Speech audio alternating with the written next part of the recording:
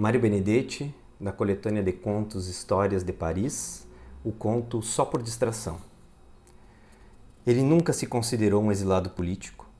Tinha saído de sua terra por um estranho impulso que se formou em 3 etapas. A primeira, quando foi abordado na avenida sucessivamente por 4 mendigos. A segunda, quando um ministro usou a palavra paz na televisão e imediatamente sua pálpebra direita começou a tremer. A terceira, quando entrou na igreja do seu bairro e viu um Cristo, não mais rezado e cheio de cílios, e sim outro, decaído, de uma nave lateral, chorando feito um bendito. Talvez tenha pensado que se ficasse em seu país, ia logo cair no desespero, e sabia muito bem que não era feito para o desespero, e sim para a vagabundagem, a independência, o modestíssimo deleite. Gostava de gente, sem contudo se amarrar a ninguém. Também se divertia com as paisagens, mas afinal enjoava de tanto verde e sentia saudade da fuligem das cidades. Saboreava as tensões metropolitanas, embora chegasse um dia em que se sentia acossado pelos imponentes blocos de cimento. Assim como tinha vagado pelas ruas e estradas da sua terra, começou a vagar pelos países, pelas fronteiras e pelos mares. Era terrivelmente distraído.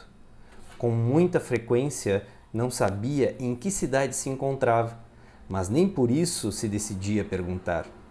Simplesmente seguia em frente e, em todo caso, se estivesse enganado, não se importava de corrigir o erro. Se precisasse de alguma coisa, fosse para comer ou para dormir, dispunha de 4 idiomas para apelar e sempre havia alguém que o entendia. No pior dos casos, ainda restava o esperanto dos gestos. Viajava de trem ou de ônibus, mas normalmente conseguia que algum carro ou caminhão o levasse. Inspirava confiança. As pessoas acreditavam nas coisas mais absurdas que dizia, e não se enganavam, porque tudo nele era um pouco absurdo. Costumava andar sozinho, o que era lógico, já que nenhum homem, e muito menos nenhuma mulher, seria capaz de suportar tanta incúria e tanta desordem.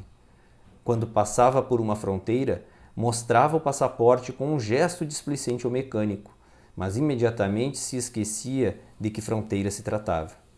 Ficava pouco tempo no centro das cidades. Preferia os bairros periféricos, onde se dava bem com as crianças e os cachorros. Às vezes surgia algum detalhe que lhe servia de orientação, mas nem sempre. Certa manhã se viu ao lado de um canal e pensou que estava em Veneza, só que era Bruges. Confundir o Sena com o Reno e vice-versa lhe aconteceu pelo menos 3 vezes. Não usava bússola, preferia orientar-se pelo sol. No entanto, quando enfrentava dias barrascosos, de céu escuro, não tinha a menor ideia de onde ficava o norte. E isso tampouco o afetava, já que não tinha preferência por nenhum dos pontos cardeais. Uma vez ao meio-dia, descobriu que estava em Helsinki, porque viu uma cabine telefônica em que se lia Purlin. Era uma das poucas informações de que dispunha sobre a Finlândia. No outro dia, sentiu uma alarmante espetada de fome no estômago e tirou um pouco de queijo da mochila.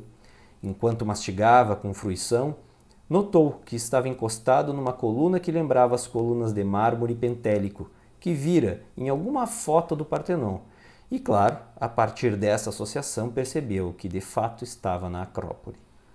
Sim, era terrivelmente distraído. Em outra ocasião estava nevando e, para se proteger do frio, ele se enfiou nas galerias comerciais do moderno subsolo de Les Halles. Quando, um semestre depois, emergiu de outras galerias subterrâneas em pleno centro de Estocolmo, ficou sinceramente alegre porque já não estava nevando.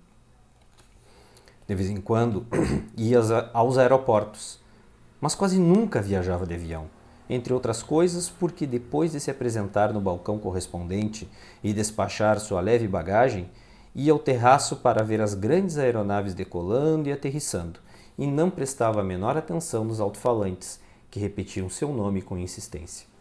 Em certa ocasião, porém, sabe-se lá que estranho mecanismo, ficou ao lado da porta de embarque e subiu confiante no avião junto com os outros passageiros. Quando chegou ao destino e mostrou seu passaporte, tão displicente como de costume, um funcionário aduaneiro olhou com atenção e disse: "Venha comigo." Ele o seguiu docilmente por um corredor deserto. Quando chegaram a uma porta com um letreiro "Entrada proibida", o funcionário abriu-a e o fez passar. Ele entrou desprevenido. Quis se aproximar de uma mesa que havia no meio da sala, mas de repente não viu mais nada. Alguém por trás havia-lhe colocado um capuz. Foi então que percebeu que, só por distração, estava de novo na sua pátria. Mário Benedetti, Só por Distração.